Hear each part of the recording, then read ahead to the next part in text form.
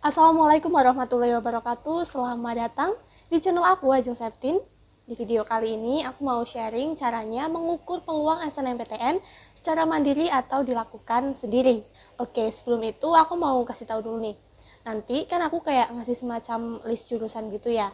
Tapi aku mohon ya jangan dijadikan satu-satunya patokan atau satu-satunya aspek buat kalian memilih jurusan. Karena dalam memilih jurusan itu tuh harus emang ada banyak banget aspek yang harus diperhatikan gitu. Nanti akan aku bahas juga di video kali ini. Nah, salah satu aspek tersebut yang bisa kalian lakukan untuk mempertimbangkan jurusan mana nih yang mau diambil, yaitu dengan cara mengukur peluang nilai rapot kalian masing-masing. Tapi perlu ditegaskan sekali lagi ya, bahwa SNMPTN itu kan penilaiannya tuh cenderung tertutup ya. Selain itu juga ada banyak aspek yang dijadiin pertimbangan gitu. Nah, aspek-aspek ini itu udah pernah aku bahas di videoku yang dulu, yang ini. Dan aku saranin supaya kalian lebih paham, kalian nonton videoku yang ini dulu ya. Nah, salah satu aspek yang cukup memiliki peran yang besar yakni terkait dengan nilai akademik. Karena kan SNMPTN itu identik dengan nilai akademik ya, prestasi akademik. Nah, prestasi akademik itu dapat dilihat dari nilai rapot kalian dari semester 1 sampai dengan semester 5. Semester 6-nya nggak ikut ya, jadi cuma 1 sampai 5 semester aja. Dan kalau aku tuh dulu waktu SNMPTN tuh pernah tanya ke guru BK. Katanya yang digunain buat SNMPTN itu hanya nilai rapot yang pengetahuan aja. Kan kalau sekarang tuh model rapotnya ada yang nilai keterampilan dan juga nilai pengetahuan. Nah, kalau di zamanku dulu ya, aku dikasih tahu bahwa kalau buat SNMPTN itu ternyata yang digunain hanya nilai rapotnya, hanya nilai pengetahuannya saja.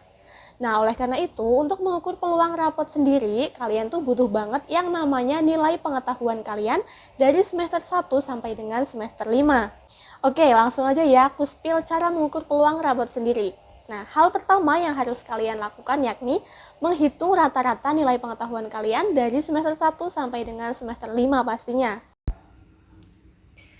Buat yang dari IPA, kalian bisa cari rata-rata mapel matematika wajib, bahasa Indonesia, bahasa Inggris, fisika, kimia, dan juga biologi. Dibuat tabel kayak gini ya. Lalu isikan nilai pengetahuan kalian dari semester 1 sampai dengan semester 5. Buat yang dari IPS juga, buat tabel kayak gini, terus isi nilai pengetahuan kalian, mapel matematika wajib, bahasa Indonesia, bahasa Inggris, ekonomi, geografi, dan juga sosiologi dari semester 1 sampai dengan semester 5. Begitu juga buat yang dari jurusan bahasa. Sama mencari rata-rata nilai pengetahuan kalian dari semester 1 sampai dengan semester 5 pada mata pelajaran matematika wajib, bahasa Indonesia, bahasa Inggris, antropologi, sastra Indonesia, dan juga bahasa asing. Dicari ya rata-rata nilainya per mapelnya. Nah, adapun cara ngitung rata-ratanya kayak gini. Yang pertama, tulis nilai semua mapel yang tadi udah aku sebutin sesuai jurusannya masing-masing ya. Kalau mau dibuat tabel kayak gini lebih baik, tapi kalau misalkan enggak juga nggak apa-apa. Seenaknya kalian aja ya. Oke, misalnya kayak gini. Hitung satu-satu dulu ya, mulai dari yang matematika wajibnya. Jumlahkan kelima nilai pengetahuan dari matematika wajib tersebut, terus dibagi 5. Nah, maka keluar hasilnya. Begitu juga dengan mapel yang lain ya. Dijumlahkan kelima-limanya baru dibagi dengan 5, karena jumlahnya 5. Kalau udah ketemu semua rata-ratanya tinggal diamati. Setelah itu, lihat mapel mana aja yang paling tinggi. Setidaknya cari 2 ya yang paling tinggi. Nah, 2 nilai tertinggi itu yang dijadikan salah satu referensi kalian buat memilih jurusan di SNMPTN. Kenapa harus mencari atau kenapa harus menjadikan nilai tertinggi itu sebagai referensi kalian dalam menentukan jurusan? Karena nilai rapot kalian ini tuh kayak menunjukkan kelebihan kalian loh di bidang mana aja. Oleh karena itu, kalau misalkan nilai kalian tinggi, itu bisa jadi kalian tuh memiliki ketertarikan atau memiliki bakat di situ. Iya nggak sih? Oke, kalau udah nemu nilai tertingginya, tinggal dicentang. Misalnya kan ini tertingginya tuh di fisika dan juga di biologi ya. Kalau udah, lihat list dan pengelompokan jurusan yang udah aku buat ini. Nah, list pengelompokan nilai ini aku dapat dari survei yang pernah aku buat di tahun lalu. Jadi dari kakak tingkat kalian ya, alias lulusan tahun 2021. Tapi ada juga beberapa yang dari teman-temanku yaitu lulusan tahun 2020 yang juga lulus jalur SNMPTN. Terus aku supaya lebih lengkap datanya, aku tambahin dengan mencari jurusan lain yang juga mirip-mirip gitu.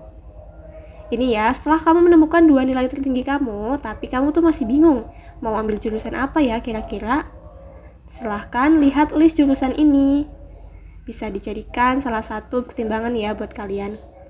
Nah, tadi kan yang paling tinggi itu di bagian fisika dan juga biologi. Nah, kalau tingginya di bagian fisika itu kalian bisa ambil teknik ya.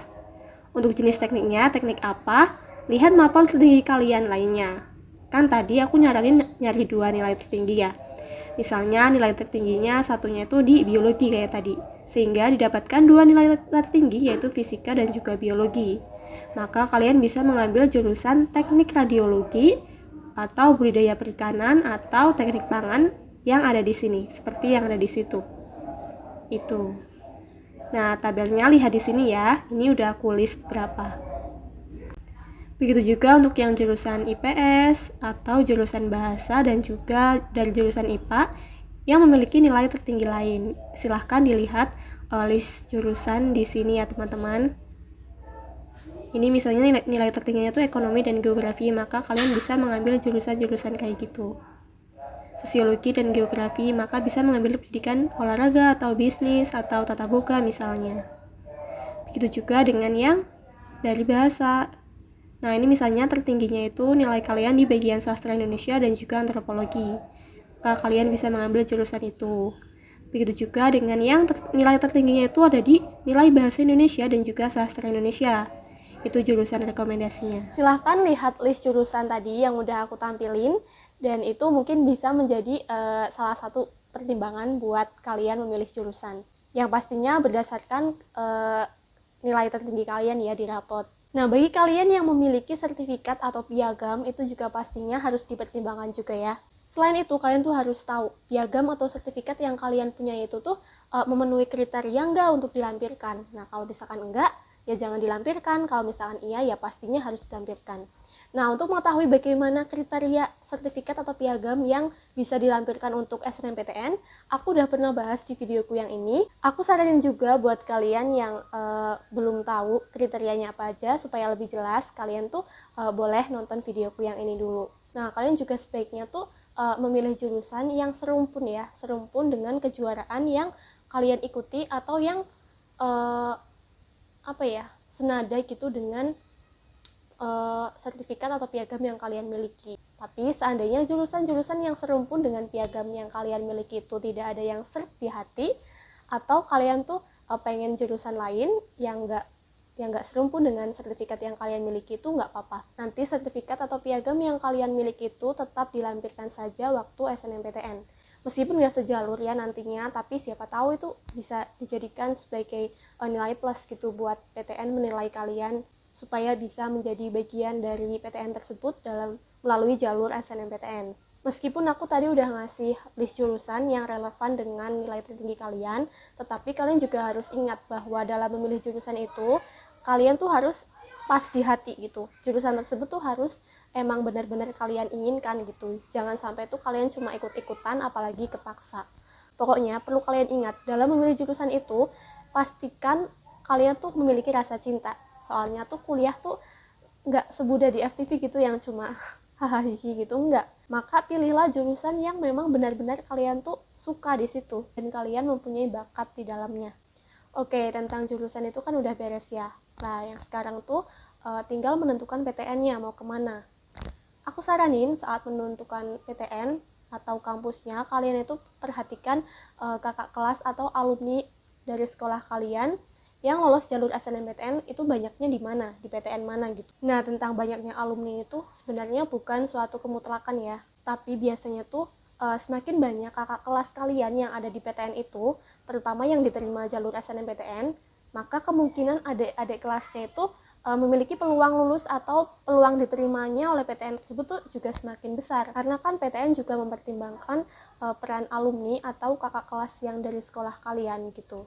Jadi sebaiknya kalau misalkan kalian mau memilih PTN buat SNMPTN, kalian juga harus mempertimbangkan alumni dari sekolah kalian yang lolos di SNMPTN tuh banyakan di PTN mana gitu. Nah, kalian bisa coba masukkan PTN tersebut dalam pilihan kalian. Oke, aku rasa cukup ya. Ingat ya, kalau misalkan kalian mau memilih jurusan, harus yang kalian suka dulu dan juga ada bakat di dalamnya. Sedangkan kalau mau milih PTN itu lebih baik yang banyak alumni juga di sana. Itu ya tips dari aku dalam memilih jurusan dan juga PTN ketika SNMPTN. Barangkali mungkin ada teman-teman yang mau sharing tips juga, boleh silakan menuliskannya di kolom komentar ya. Oke, sekian. Apabila banyak kesalahan mohon maaf dan mohon dikoreksi. Tetap semangat, ditunggu kabar baiknya ya. Oke, wassalamualaikum warahmatullahi wabarakatuh.